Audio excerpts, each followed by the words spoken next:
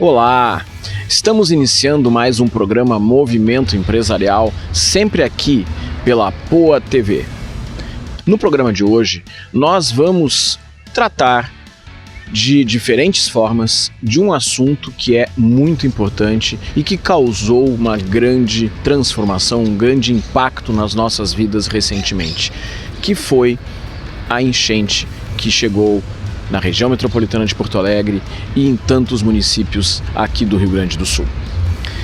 Para tratar deste tema, mas com dois vieses bem diferentes, nós vamos conversar com César Paz, que é coordenador da Porto Alegre Inquieta, que vai falar sobre um projeto que está sendo realizado em Porto Alegre, que é muito interessante e que tem a ver com a escuta das pessoas. Também vai conversar conosco uma pessoa que você conhece muito bem, está sempre aqui no nosso programa, responsável pelo quadro Dicas de Constelação Familiar, que é a Cláudia Fortuna. E ela vai falar sobre o contexto da constelação familiar e esse momento pós-enchente. Será que tem alguma coisa que pode ser utilizado para colaborar com as pessoas? Vamos aprender um pouco com a Cláudia Fortuna. O programa Movimento Empresarial tem o apoio da Macro Office, onde realizamos as entrevistas do nosso programa. Também da fotógrafa de posicionamento Priscila Oliveira e da Canadá Intercâmbio, do idioma à imigração. As dicas de gestão empresarial são com a Vera Brock.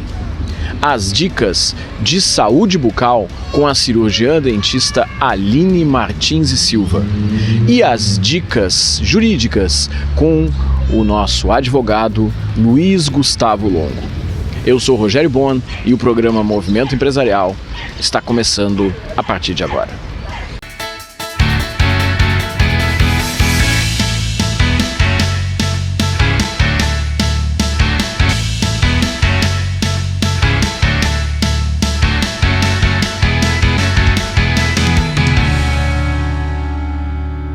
Neste programa, agora está aqui conosco uma pessoa que você conhece muito bem, porque ela tem um quadro aqui no nosso programa Movimento Empresarial chamado Dicas de Constelação Familiar, sempre trazendo umas contribuições muito legais. Já tive a oportunidade de dizer para a Cláudia Fortuna em vários momentos, gosto muito das tuas dicas e de fato elas inspiram, muitas vezes elas chegam no momento certo que a gente precisa ouvir alguma coisa sobre um específico tema e chega a dica da Cláudia para falar sobre isso. Cláudia, obrigado aí por estar aqui com a gente conversando hoje. Que bom, Rogério, tu sabe que é um prazer estar contigo pessoalmente, porque normalmente a gente, né, com essa modernidade, a gente não precisa mais estar pessoalmente, mas pessoalmente sempre tem uma energia diferente. E aí eu quero falar uma coisa que tu me perguntaste e a gente vem tentando pensar sobre isso, que é como que a constelação pode trazer um lenitivo para quem passou por essa questão da enchente. O que eu observo? Muitas pessoas traumatizadas. Ameaça chover, a pessoa já entra em pânico. Ameaça vai ter tempo ruim tal dia, a pessoa já está lá saindo de casa, fechando as coisas, erguendo as coisas. Claro que é um momento muito sensível e nós realmente não sabemos o dia de amanhã. Mas nós nunca soubemos o dia de amanhã. Salvo que alguém tenha aí alguma capacidade de prever, que são raríssimas pessoas, então vamos considerar que nós não sabemos. Como que a constelação pode se encaixar nisso? Então vou falar um pouquinho do que é constelação. Para definir constelação, eu sempre gosto de começar do começo. Ela não é uma terapia. Mas, Cláudia, me sinto tão melhor depois. Pois é, o efeito pode ser terapêutico. E eu vejo muitas pessoas que têm efeitos até muito imediatos. Depois vou contar aqui uns exemplinhos, né? Já que hoje nós temos um pouquinho mais de tempo. Hoje a gente vai bater um papo aí, né? Eu vou poder me estender um pouquinho mais. Então, assim, a constelação, ela não é terapia.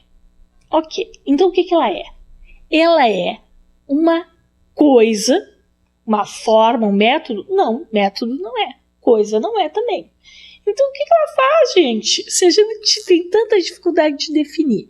E é tão interessante porque as coisas mais profundas, ou que evocam mais mudanças, às vezes são as mais difíceis da gente pôr em palavras.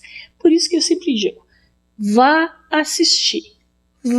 Assistindo, nós vamos ter uma experiência. Então a constelação, ela não pode ser chamada de método, porque eu não posso fazer 2 constelações iguais. Eu tenho um método para fazer bolo, e sempre que eu uso aquele método dá certo. Então método é algo que eu reproduzo, que eu repito e ainda posso ensinar. Constelação, o Bert até dizia isso, constelador nasce pronto. Depois a gente lapida um pouco e ele se torna constelador, mas ele já nasce pronto. Então tem uma coisa a ver com a vocação da pessoa. E eu acho muito interessante porque é necessário para ser constelador ter experiência de vida. Talvez uma das coisas mais importantes que a gente tenha é a experiência de vida. Porque experiência de vida tu não adquire num livro. Embora os livros são grandes professores, sim, e eu muitas vezes me fundamento em livros e vivencio essa questão da leitura, mas nós precisamos viver coisas para poder ter experiência de vida. E não é só a idade. Então, então eu sou muito novão, pode. Não, ninguém está falando de idade.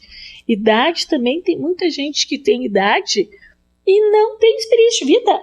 Porque a pessoa não viveu nada na sua vida, não desafiou, não enfrentou, não fez nada. Tem pouca maturidade. Tem pouca maturidade. Essa é uma palavra muito boa de se usar. Maturidade. Nós adquirimos a maturidade com as experiências. Eu até diria que se alguém quer ficar mais maduro, erre bastante. Não tenha medo de errar. Erre, aprenda com os erros dos outros, veja a novela, aquilo lá não quero para minha vida, para poder fazer melhores escolhas. E nós não precisamos vivenciar particularmente, pessoalmente, todos os erros. Nós podemos nos ligar, isso eu não quero, então esse modelo eu não vou seguir. Aí vem uma coisa assim, como que a constelação atua? Eu vou falar um pouquinho, porque às vezes a gente não tem muito tempo de explicar isso. Ela atua do campo da fenomenologia. Olha que palavra grande, olha que palavra complexa para a gente tropeçar e não dizer direito. Mas a fenomenologia, ela funciona da seguinte maneira. A observação direta e o fenômeno. Nos interessa é o fenômeno. Então, semana passada, eu tive um cliente, e a gente fala assim, genericamente, para não ferir e não trazer nenhuma intimidade de ninguém, que fez uma constelação em função do seu pai. Tinha uma treta, vou usar assim um termo para todo mundo aí entender, tinha um problema lá, uma situação com seu pai. Ok, essa pessoa sai da constelação, fica muito feliz, saiu aliviado. Dia seguinte, pessoa me encontra e me diz assim, tu não vai acreditar no que aconteceu no dia de hoje. Meu pai me convidou para passar o Dia dos Pais com ele. Eu digo, uau! Que resposta rápida ele teve, que sorte ele teve. Por que eu digo sorte? Porque nós não sabemos o tempo que cada um demora para ter uma modificação na sua vida. A constelação, ela atua num campo invisível, que a gente chama de campo mórfico. Ele dá forma às coisas. E este campo mórfico, ele trata especificamente na constelação das informações que nós carregamos. E a gente tem essa experiência das informações de um jeito muito interessante, porque entra num ambiente, tu simpatiza com alguém. Ou não. Porque também existe da gente antipatizar. Já te aconteceu isso? Já, tu chega e tu não conheço, mas já não gosto. Não deu nem chance para a pessoa e a gente já tem um travo ali. Por quê? O que a gente percebe? Pode até não ser real, e depois tu até ficar amigo da pessoa. Mas o que a gente percebe? Uma informação que não está escrita na testa da pessoa, mas tem uma informação ali que a gente capta. Mas eu captei com a audição, com a visão? Não sabemos dizer. Então, com o sexto sentido? Sei lá se é o sexto sentido, sétimo sentido, não sei qual é o sentido. Mas nós percebemos algo. E essa nossa percepção traz uma informação que às vezes a gente não sabe nem decifrar. porque tem um código, às vezes, nessas informações. Nós podemos estar certos, podemos estar errados. Quando nós lidamos com uma constelação, nós olhamos para essas informações e podemos ter a chance de, às vezes, observe bem, às vezes, não é sempre, alterar. As pessoas que estão traumatizadas com a enchente devem constelar. Porque uma comunidade de destino, como a gente chama, várias pessoas que enfrentam um destino comum, tem que ser analisada. Precisa ser olhado. Por que eu estou naquela comunidade de destino? Por que eu não peguei aquele avião, como agora a gente viu? Né? Um acidente recente agora. E diz que hoje teve outro. Soube agora há pouco tempo que teve um outro acidente da mesma magnitude, que tivemos mais perdas de vidas. Nós precisamos olhar, porque diz que tem um rapaz que insistiu para pegar aquele voo e não deixaram, não pode, mas faz tanto pouco tempo. Que destino! Aí eu fico pensando, coitado do anjo da guarda dele, sabe lá que empenho que fez de pôr todas as tranqueiras no meio do caminho para que ele não pegasse aquele voo, porque não era o destino dele. E aí fica o mistério. Nós não sabemos qual é o nosso destino, mas pelo destino nós sabemos que nós precisamos olhar para algo. Porque muitas vezes, Rogério, nós carregamos coisas que não são nossas, que vêm lá dos nossos antepassados que não foram resolvidas. Porque as que foram resolvidas, as que são boas, nada disso a gente precisa se preocupar. Tudo isso está pacificado, tudo isso está resolvido. E aí tu tinha me feito uma outra pergunta, que era: como que a constelação pode ajudar e se ela efetivamente pode ajudar nesse processo de reconstrução? E a reconstrução é uma palavra que eu travo um pouquinho com ela. Eu sempre fico pensando nessa palavra. Pelo seguinte: reconstrução. Eu quero tudo igual? Ou eu tenho uma chance de fazer diferente? Como é que eu vou pegar essa oportunidade, Rogério? Como é que eu vou fazer com essa oportunidade? Ai, perdi tudo, que eu vejo muita gente falar. Também tem uma coisa interessante nesse perdi tudo.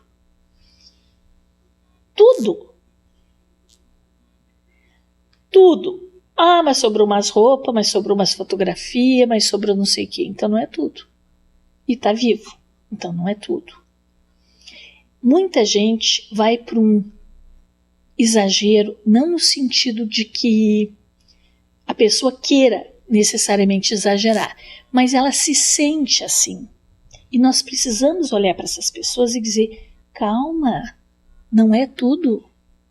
O mais importante, o que tu não precisa reconstruir é a tua vida. Tá vivo, tá vivo. A gente só tem duas situações: ou tá vivo ou tá morto. Se tá vivo, vive. Ah, mas eu não tenho mais nada materialmente. Ok, vai ser uma jornada. Deve ter um significado isso, sim. Então eu sugiro, todo mundo que está traumatizado, todo mundo que ficou muito impressionado, porque não é só as pessoas que vivenciaram na carne enchente, são os amigos, são os parentes, são as pessoas que estavam nessa cidade, são as pessoas que estavam no nosso estado. E até mesmo, Cláudia, pessoas de outros países que se sensibilizaram tanto, que queriam de alguma forma colaborar. Eu fiz nesse período da enchente um ciclo de palestras no Peru. Fiz a minha palestra e no meio da construção o pessoal disse assim: ok, mas fala um pouco sobre o que está acontecendo lá na região. Então as pessoas se sentiram naquela necessidade de falar a respeito, de entender um pouco mais sobre isso. Lindo tu falares isso, porque eu tive pessoas, eu tenho clientes do mundo inteiro, que me escreveram e disseram: como nós podemos ajudar? Que canal tu indica que a gente chegue para ajudar essas pessoas efetivamente? Porque eu não quero doar só doar. Eu quero que chegue em alguém que precisa. Tu tem alguma família que tu conhece que precisa? Tenho famílias que eu conheço. Graças a Deus foram poucas as que eu conheço. Mas aí, se nós ajudamos aqueles que nós conhecemos, cada um ajuda os que conhece, daqui a pouco todos estão ajudados. E a gente não pode fazer por todos, talvez, mas pode fazer por vários. Então não Não percam essa questão, porque o pior não é o que passou. O pior é que as pessoas ainda estão vivenciando. Porque além de tudo isso, podem estar sem dinheiro, podem estar sem meios de conseguir dinheiro, porque podem estar desempregados. Nós temos que olhar com essas questões, olhar para tudo isso e dizer, epa, eu também tenho responsabilidades para amenizar essa dor. Porque a caridade é uma das maneiras da gente limpar as coisas. Quando a gente recebe um dinheiro, por exemplo, de justiça, sempre a justiça tem dois lados, um que ganha e um que perde. Ele vem maculado de origem. Então nós precisamos limpar. Como que a gente limpa um dinheiro de justiça? Com a caridade. Esse é um jeito da gente limpar. Então é muito importante que vocês que estão assistindo esse programa sejam mais caridosos. Se permitam fazer esse movimento, se permitam. Eu tenho algo em excesso, eu não preciso ficar com o que eu tenho duplicado. Nós podemos dar. Nós não precisamos tirar do nosso sustento, mas nós podemos compartilhar. Então, muitas pessoas de outros países, como tu mesmo disseste, de outros estados, ficaram tocados com a tragédia que aconteceu aqui. E aí, todas as pessoas que eu vi tinham uma justificativa para estarem tão profundamente envolvidos e empáticos com a situação que nós atravessamos. Então, certamente, a constelação traz sim algo em ordem, ela ordena isso aí e dá uma paz para que a gente siga com a vida sem precisar ficar tão traumatizado. Cláudia, eu vou te pedir, a gente está chegando ao final aí do nosso tempo, vou pedir para tu comentar um pouco como é que tu, Cláudia Fortuna, pode colaborar com as pessoas que enxergam que a constelação, sim, é uma forma de mudar alguma coisa. Olha, quando houve todo aquele evento da enchente em si, eu fiz um movimento com algumas pessoas, me propus, disse, bom, vamos fazer o seguinte, vamos olhar para o que está atrás disso. E nós fizemos um encontro virtual, porque não precisava, né? Até era bem difícil fazer presencial, né? Com tantas dificuldades de locomoção. E eu abri para as pessoas, quem quisesse e pudesse participar daquele momento. Então, se quiserem, quem estiver precisando, nós podemos sim fazer um novo momento para que essas pessoas tenham a chance de olhar para isso. E aí a gente fez um movimento constelatório. E os relatos que eu recebi foram como eu fiquei mais tranquilo depois daquilo ali. Enfrentei de outro jeito aquilo ali e eu fiquei comovida com algumas pessoas porque elas estavam vivenciando pessoalmente a sua própria tragédia. Mas olhar para isso deu um outro ânimo. Foi bem interessante. Cláudia Fortuna, responsável pelo nosso quadro Dicas de Constelação Familiar, uma das pessoas especializadas nessa área. Vou pedir para tu deixar uma mensagem final aí para quem está nos assistindo. Bom, eu só posso dizer o seguinte, constelem. Se não puderem fazer, constelem mesmo assim. Muito obrigado. Muito obrigado também. Daqui a pouquinho tem mais Movimento Empresarial. Fica aí com a gente.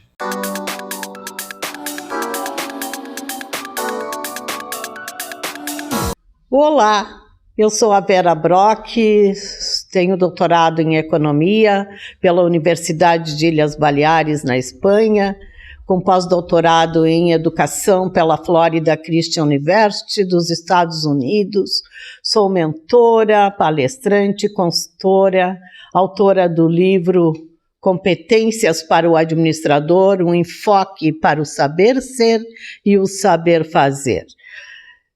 Eu oriento os trabalhos de doutorado, as teses de doutorado, as dissertações de mestrado, cursos de graduação. Quando chega no final do curso, os alunos estão ansiosos, intranquilos, e os seus TCCs são extremamente importantes. Oriento também os projetos de tese e busco trazer a melhor orientação. E para você, empresário, empreendedor, líderes e gestores, nós trazemos as dicas de gestão aqui no Movimento Empresarial. E hoje vamos falar de network. Você sabe o que é um network? O network é a reunião de pessoas em busca de informações, de mentorias, buscar trazer mais orientação e conhecimentos, em busca da experiência profissional e das vivências. Um network, você pode convocar os seus amigos, seus conhecidos para um belo bate-papo, em busca de uma informação ou de um conhecimento que você não tem. Portanto, o network, ele é tão importante para você quanto para nós. Então, ele pode ser oriundo de um encontro, de um seminário, de uma feira de negócios, etc. Então, se você está precisando mais informações para a organização, da sua empresa, dos seus projetos, busque através do network as informações que estão lhe faltando. Um grande exemplo do network é o final da tarde, quando você vai fazer um network com seus amigos, né? Um belo bate-papo, no happy hour, né? E também nós temos um modelo de network que é o online. Então, a busca online hoje no mundo globalizado, interativo, cada vez mais se busca no online estas informações. O grande exemplo nós temos o LinkedIn. O LinkedIn, ele vai te trazer no nível profissional daquele que você necessita essas informações. E vejam só, cada vez mais eu interajo no network, cada vez mais eu tenho mais amigos e é um momento de fazer a parceria, de montar um negócio novo, de interagir muito mais com pessoas do seu conhecimento, seja local, regional, nacional e mesmo internacional. Então, as online hoje nos congrega muitas pessoas em busca de experiências e de vivências empresariais. Quer saber mais sobre network? Busque ler o livro Apresentando um Network para a Vida. Gostou? Então, vem comigo para a próxima terça-feira para as dicas de gestão aqui no Movimento Empresarial. Até lá!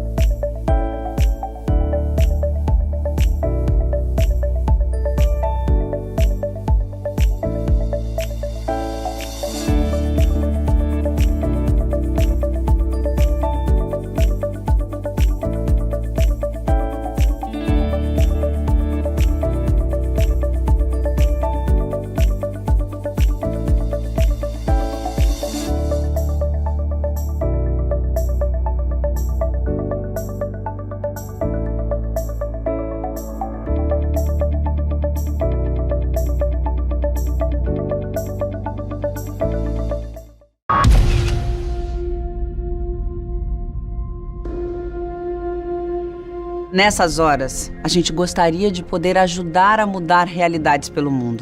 E a gente pode ajudar, com um gesto simples. Muito simples. Quanto mais gente doar, mais pessoas podemos ajudar. Nos lugares mais remotos, nas crises mais agudas, juntos nós podemos ajudar a salvar vidas. Doar para Médicos Sem Fronteiras é levar cuidados a quem mais precisa. Juntos, podemos fazer a diferença. A nossa doação não tem fronteiras. Junte-se a nós. Faça sua doação para Médicos Sem Fronteiras. doe.msf.org.br.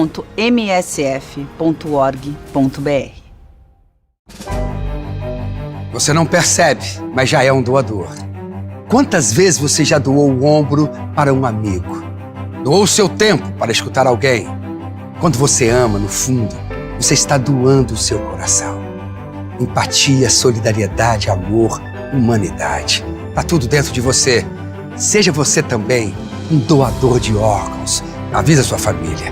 Quando você doa, o amor vive.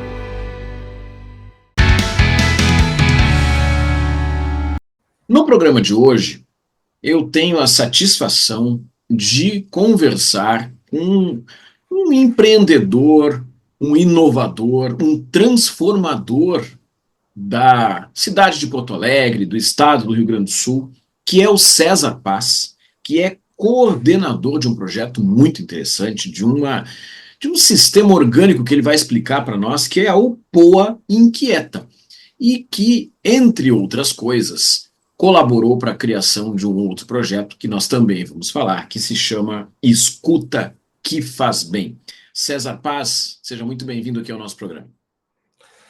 Obrigado, Rogério, pelo convite. Um prazer aí estar contigo, podendo fazer algumas trocas, né, falando da nossa cidade, das transformações locais, e de como é que a gente pensa, né, um pouquinho sobre essa cidade melhor aí. Pois é, César, Porto Alegre acabou de passar por mais um momento muito difícil, né? A gente teve, ao longo dos últimos anos, os últimos 5 anos aí, uma sucessão de problemas, sem contar aqueles desafios naturais, até mesmo da transformação da cidade, da movimentação da cidade ao longo do tempo, da mudança das áreas. Passamos por uma pandemia que afetou o mundo inteiro, mas agora, recentemente, passamos por algo que é também um cenário distópico, né? Uma coisa limite, um cisne negro, talvez, que foi essa enchente. Mas para tudo isso, existe uma entidade, um órgão que tu ajudaste a desenvolver, que é o Poa Inquieta, né? Para lidar com essas transformações. Então, eu queria te pedir para tu falar um pouco a respeito do que é o Poa Inquieta e o que ele desenvolve. Como é que ele foi inspirado, enfim, falar um pouco sobre essa instituição. Legal, Rogério. O Poa Inquieta, na verdade, é um movimento de inovação organizacional, né, de sociedade civil. É um movimento completamente orgânico e que se soma, né, aos vários movimentos de organização social que existem, né? Então, os coletivos, esses coletivos orgânicos, o Poa Inquieta não é o único, eles têm um papel, na minha visão, fundamental de, muitas vezes, rejuvenescer aquele modelo de organização social e de sociedade civil, né, que, em alguma medida, ele envelhece, né? Ele envelhece através das suas grandes associações, das representações da sociedade, através dos institutos, das entidades empresariais, e os movimentos coletivos, eles se organizam de uma forma muito mais orgânica, muito mais livre, né? E a partir disso, né, cada um, né, o Poa Inquieta é um movimento que ele está organizado sempre com uma visão de transformação local, sempre uma visão de transformação de cidade, né? E a partir de uma visão de que os princípios básicos que nos norteiam dentro do Poa Inquieta é uma visão de transformação a partir de uma lógica de sustentabilidade, de diversidade, de inclusão e de criatividade. Então, projetos que estão pautados por estes princípios nos atraem. Então, dificilmente a gente vai ver um projeto que o Poa Inquieta esteja envolvido que não esteja pautado, né, pela visão de inclusão, diversidade, sustentabilidade e criatividade. E, né, tu citasse aí o projeto Escuta que Faz Bem, que vem também nessa lógica, né? E a gente tem aí também, dentro do Poa Inquieta, uma inspiração muito forte na transformação da cidade de Medellín, na Colômbia. Ah, sim, que era uma das cidades mais violentas do mundo, né?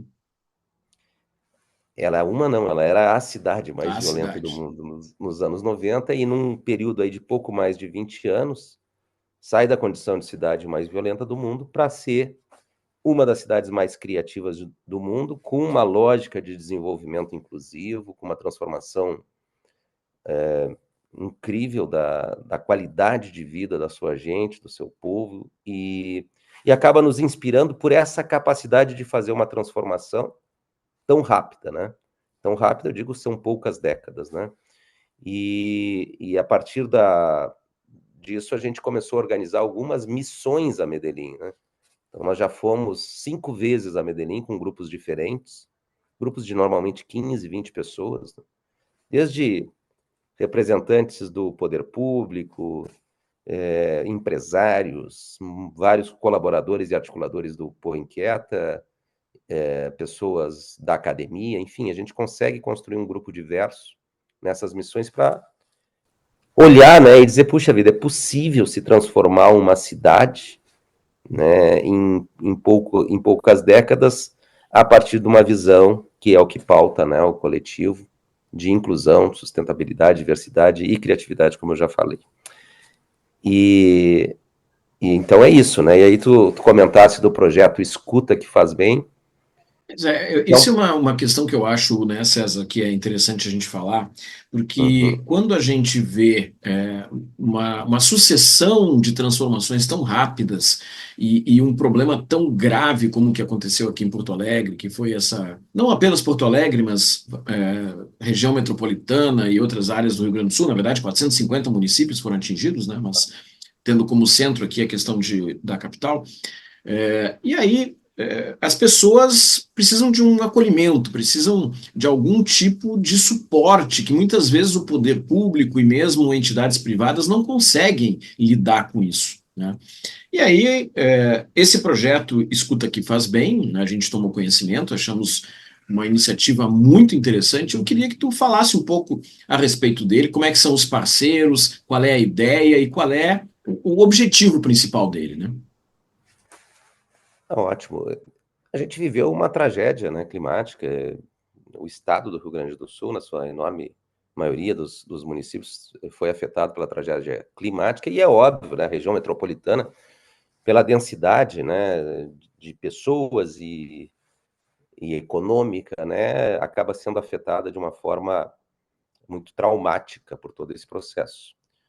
E aí existe, naturalmente, algumas coisas que caracterizam uma tragédia climática e a sua dimensão social, né? Então, num primeiro momento, a gente viveu aquele grande esforço coletivo, voluntário, né, em diferentes frentes e dimensões, onde todo mundo se voltou basicamente numa atitude voluntária a resolver, primeiro, né, o salvamento de vidas, né? E aí a gente tem vários exemplos de organizações que se organizaram de forma orgânica para apoiar, né, defesa civil, bombeiros e etc., nos resgates e nos salvamentos. Depois tu passa por um processo de necessidade de acolhimento, né, dessas pessoas, e aí surgem os números, né, de, sei lá, quase 500 abrigos, né, que foram criados. Sim. 100 mais formais e mais de 300 informais, muito rapidamente. Depois tu começa um processo de inventariar essas perdas, né? E este momento onde tu começa a inventariar essas perdas, que é a terceira, quarta semana dessa jornada toda, né, das pessoas afetadas por uma tragédia climática como essa, e que tiveram perdas objetivas, né? Tu começa a ter uma enorme quantidade de problemas de saúde mental e emocional, né? E é natural que seja isso, né? Então isso se expressa muito menos naquela fase heróica, né, de todo mundo irmanado no sentido de fazer o salvamento, todo mundo, né, com um objetivo muito prático de minimizar as perdas desse processo todo. Depois o processo de acolhimento inicial, e depois tu começa a inventariar as grandes perdas, e aí sim os problemas de saúde mental e emocional se expressam de uma forma bem objetiva e E aí começa a ter um problema que é, sim, de saúde, mental, mas é fundamentalmente também de saúde emocional. Então, a gente, com todo esse contexto, e baseado, e aí eu volto às experiências de Medellín, né, na Colômbia, a gente se inspira numa política pública que existe desde o início da pandemia em Medellín, que são os escuchadeiros, né? São escutadores. Então, num primeiro momento, eu me lembro que a gente foi para Medellín logo no primeiro ano da pandemia, ainda se usando máscaras e tendo todos os cuidados, e exame para entrar, para sair, Sim. fazer.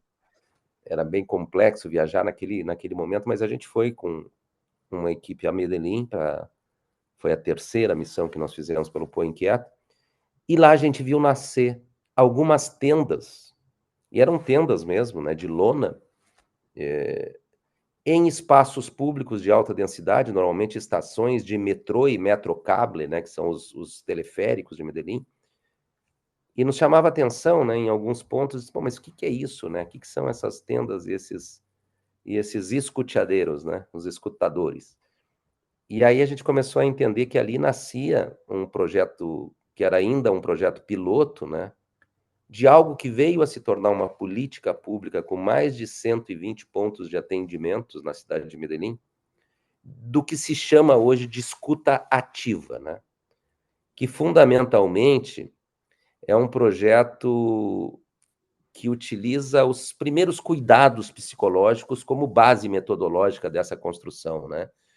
E a escuta ativa, basicamente, é isso, né? É uma capacidade de empatia profunda e acolhimento de pessoas que vivem uma situação eu diria assim, de estar muito próximo a gatilhos que vão despertar problemas de saúde mental. Quer dizer, seria um acolhimento inicial que eventualmente pode depois se conduzir a um atendimento psicológico, alguma outra coisa, alguma orientação nesse sentido. É um acolhimento inicial que se dá através da escuta, da capacidade de ser alguém disponível para que as pessoas expressem as suas dores, os seus sentimentos, né? E tendo como base a compreensão do ser humano e da sua integralidade. E aí é óbvio, né? A gente se baseia em profissionais de escuta ativa. Existe uma formação específica que acontece a partir dos centros, em Porto Alegre são vários.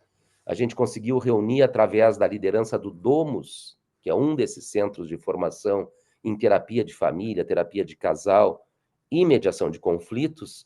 A gente conseguiu reunir pelo menos 10 centros de formação e fazer uma capacitação específica para esse projeto de mais de 120 escutadores. Então, nós fizemos um processo de seleção e de capacitação de pessoas que saíam desses centros de formação em terapia de casal, terapia de família e mediação de conflitos, especificamente para esse projeto, muito baseado, muito inspirado, né, nesta política pública que hoje existe em Medellín, que são os escuteadeiros. E foi isso que a gente fez, de uma forma emergencial, num primeiro momento, ali na terceira semana, mais ou menos, depois das enchentes. Sim. Onde a gente, de forma absolutamente voluntária, nas primeiras 3 semanas, nós montamos um projeto piloto, o Poa Inquieta, junto com o Domus, né, que é esse centro de formação que eu já comentei, nos juntamos com a rede de farmácias Panvel e com o Pacto Alegre, que é um movimento pela transformação e pela inovação na cidade de Porto Alegre, para fazer este projeto acontecer. Então, nós estamos na fase 3 desse projeto, Rogério. A fase 1 foi uma fase em que a gente atendia as pessoas dentro das unidades das farmácias Panvel, da rede de farmácias da Panvel. Num segundo momento, a gente construiu estas tendas e levou para fora da farmácia, mas para os estacionamentos dessas farmácias. E aí a gente criava menos filtro, era mais fácil as pessoas se dirigirem a esse serviço que era absolutamente gratuito, né? Sim. Sem o filtro de entrar na loja, de ser abordado, uma pessoa que está em crise, né? Uhum. De perguntar se ela vai comprar algo.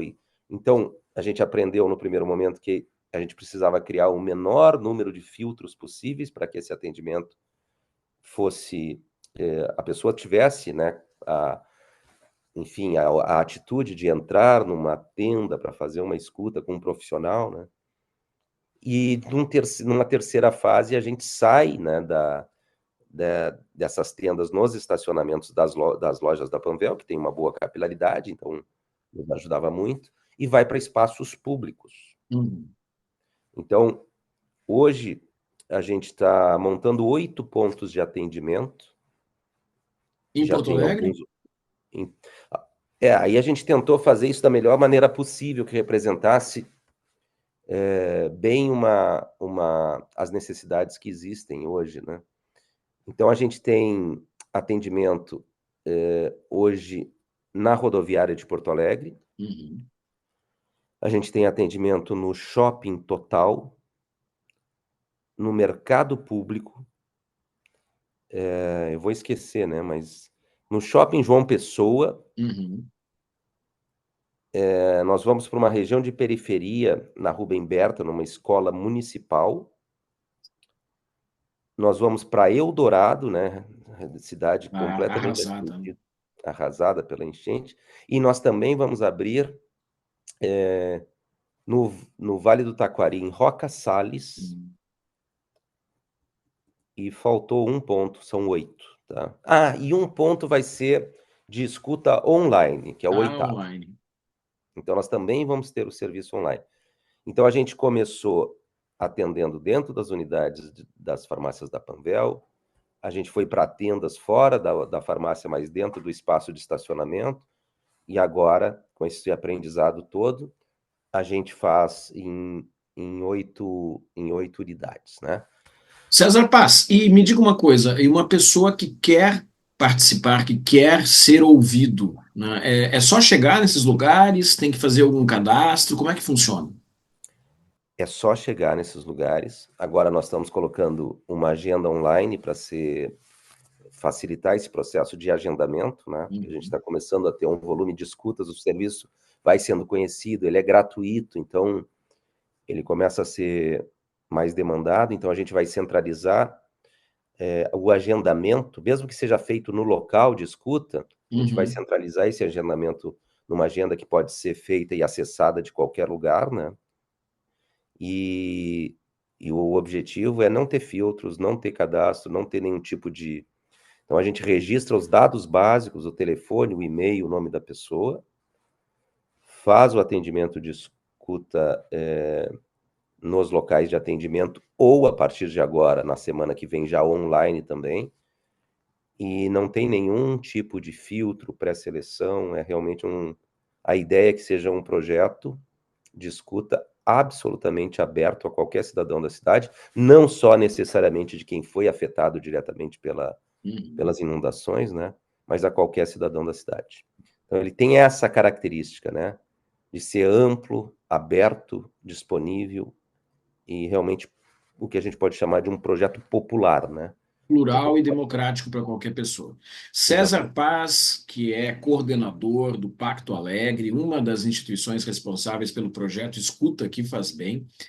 Te agradeço muito aí pelo nosso bate-papo, parabenizo pelas iniciativas, já deixo o convite para tu trazeres aqui para os nossos telespectadores qualquer projeto inovador como este que tu queiras trazer e deixa um espaço para tu deixar uma mensagem final para quem está nos assistindo.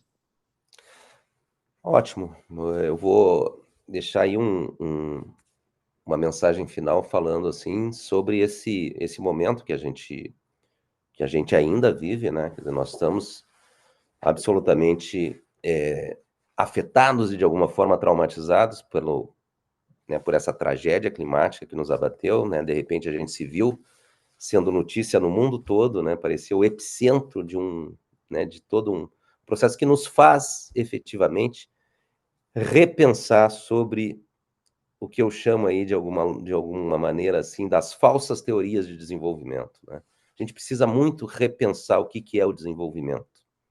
E essa série de tragédias climáticas e de alguma forma também sociais que a gente acaba ao longo dos últimos anos meio que normalizando, né? Então a gente viveu agora no Rio Grande do Sul, mas antes a gente viveu aqui no Brasil, sei lá, Brumadinho, né?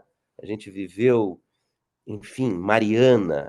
Então a gente vai somando e vendo que cara, um espaçamento de poucos anos a gente começa a conviver de uma forma objetiva, nem, né? Tô pulando a pandemia, que foi uma tragédia de nível global, mas eu deixo esse recado, a gente precisa realmente pensar, e eu sou um empresário, estou aí, né, militando nesse mundo dos negócios, né, mas a gente precisa realmente ter muita responsabilidade em relação ao que a gente quer para a nossa sociedade, o que a gente quer para o nosso mundo. E essa transformação, na minha visão, e assim que eu tenho pautado a minha vida, né, ela começa na cidade que a gente vive.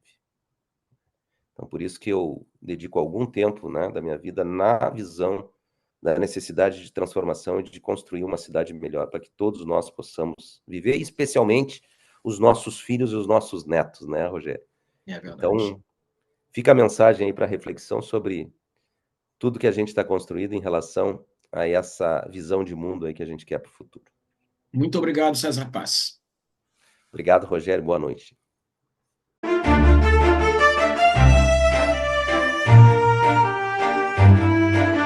Olá, eu sou a doutora Aline Martins de Silva, cirurgia dentista, sou proprietária do Estúdio Facial Odonto, que fica localizado na rua Doutor Armando Barbedo, número 322, sala 406, no bairro Tristeza, na zona sul de Porto Alegre. Hoje eu vou iniciar uma série de vídeos falando dos principais erros que tu pode cometer em relação à higienização dos teus dentes. Hoje nós vamos começar com um erro número 1. A maioria das pessoas acredita que quanto mais pasta de dente tu colocar na escova, mais os teus dentes vão ficar limpos. Isso é um mito. Eu tô aqui com a minha escova de dente e vou mostrar, ó, essa é a quantidade para um adulto, criança é menos que isso. Essa quantidade que tem aqui, ó, ela é mais do que suficiente para higienizar os teus dentes. Então, não vai ser a quantidade de pasta que vai deixar o teu dente mais limpo. Vai até dificultar, porque vai criar muita espuma e vai dar a falsa sensação que os teus dentes estão ainda mais limpos. Então, isso é um mito. Segue colocando essa quantidade, ó. Não vai todo o comprimento das cerdas, percebe? Vai só na pontinha. Não tem necessidade de colocar mais do que isso. Combinado? Eu fico por aqui até semana que vem para mais um Dica de Saúde Bucal para o Movimento Empresarial.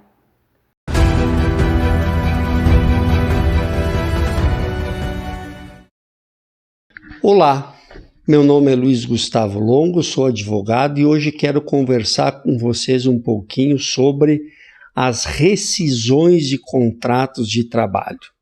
Recebo muitos questionamentos no meu escritório sobre a chamada rescisão indireta dos contratos de trabalho. E aí é importante ressaltar.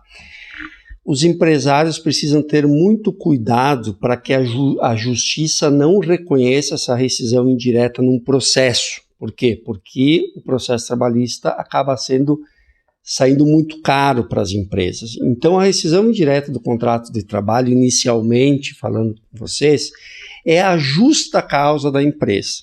Assim como existe justa causa de empregado, também existe justa causa da empresa. E a justa causa da empresa é a rescisão indireta do contrato de trabalho. Hipóteses que ela pode ser reconhecida na Justiça do Trabalho.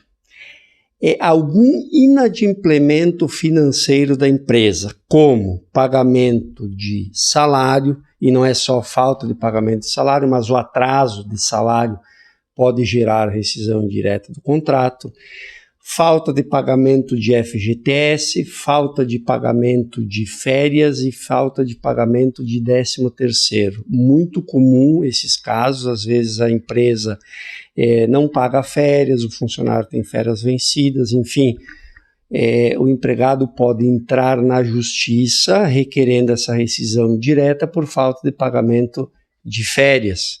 Então, o que os empresários precisam fazer? Precisa estar adimplido, né, com o empregado para não correr esse risco. Tá? Outros casos de rescisão indireta do contrato de trabalho. O chamado assédio moral. Quando? Quando o superior hierárquico da empresa pratica alguns atos contra o seu subordinado, no caso, né, que configura assédio moral, e a gente vê muito isso hoje em dia nas empresas, né? Eu faço diversas contestações para empresas em que o empregado acusa o seu superior lá de estar praticando assédio moral contra ele.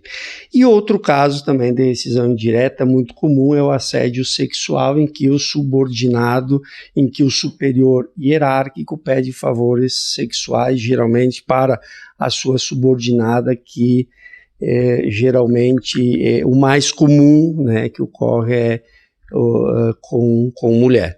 Então, a rescisão indireta do contrato de trabalho merece uma reflexão dos empresários para que tomem cada vez mais medidas nas empresas para que tanto o inadimplemento financeiro como o assédio moral, o assédio sexual não voltem, né, não ocorram, né, porque a gente sabe que se tiver que responder uma reclamatória trabalhista, tem que pagar advogado, é custoso, o processo trabalhista ele é moroso na justiça, custa muito caro, então a rescisão indireta é um problema realmente grave no meio empresarial. E outra situação também da rescisão indireta é que, claro, para reconhecer a justa causa da empresa na justiça, vai depender de uma sentença judicial, né? Quer dizer, o juiz precisa, né? Quer dizer, a empresa, se ganha o processo, o juiz não vai reconhecer a justa causa da empresa, né? E se ocorrer a justa causa da empresa, o juiz na sentença reconhece, e aí o empregado tem lá todos os seus direitos trabalhistas como se tivesse sido despedido sem justa causa. Ok, pessoal? Muito obrigado aí ter estado com vocês e até uma próxima oportunidade. Este foi o programa de hoje. É importante a gente conversar a respeito dessa situação que transformou a nossa vida, que impactou tão fortemente tudo aquilo que a gente estava acostumado a fazer, principalmente para quem é gaúcho, e de uma forma ou de outra acabou sendo diretamente afetado pelas enchentes na região metropolitana de Porto Alegre e também em tantos e tantos municípios aqui do nosso estado. Se você quer assistir às outras edições do nosso programa, aproveite, entre lá no nosso canal no YouTube Movimento Empresarial e assista todos os nossos programas desde 2020 que estão lá. Aproveite e deixe a sua mensagem também. Se você quiser algum assunto específico ou se você quiser uma pessoa para contar a sua história, para trazer a sua diferença, para mostrar aquilo que ela faz com relação a esses temas que nós tratamos aqui, manda uma mensagem para nossa produção. Quem sabe a sua dica, a sua ideia pode estar aparecendo aqui no nosso programa. Na próxima terça-feira estaremos juntos mais uma vez aqui na Poa TV, nas terças-feiras às 20 horas. Nos vemos, até lá, tchau, tchau!